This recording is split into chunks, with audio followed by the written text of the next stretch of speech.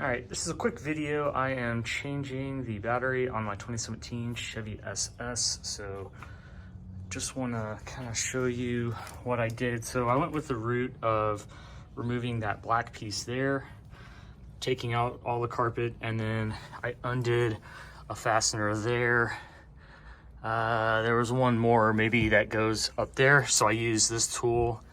Let me show you so they're like that style of clip.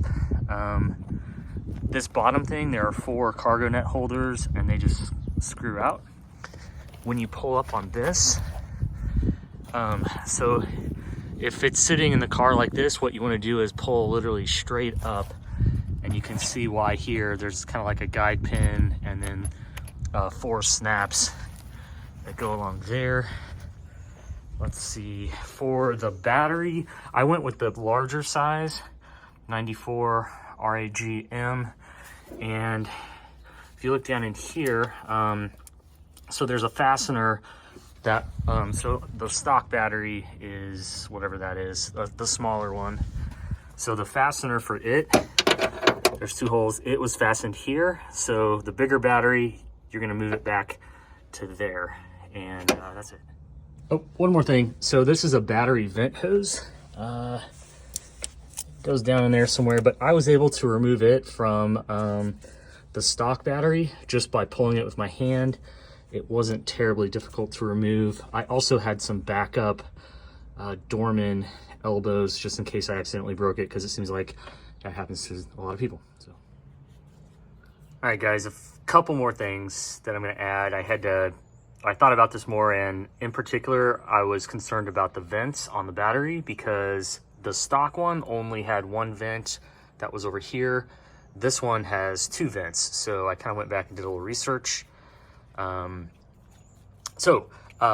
battery here came with this positive terminal cover along with an itty bitty manual there, and if you read that manual, this thing right here is actually a vent plug. So for this particular battery, I'm gonna rip it off this and throw it in on the plug that is not being used. And then I did have the stock one is plugged in over there. Other things I wanna say is before I started, I read that you're supposed to open the trunk and let the car sit for 20 minutes and then to let that light come off. And I also left my key fobs like 50 feet away from me in the house before I started doing any work.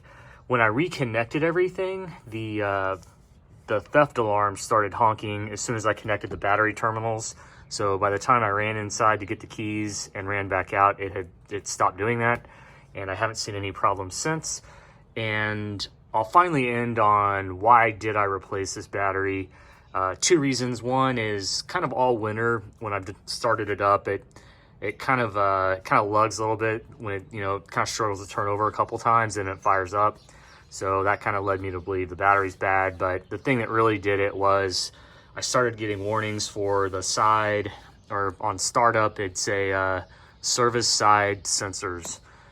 So I'm happy to report that that is no longer a problem. So, all right, that's it.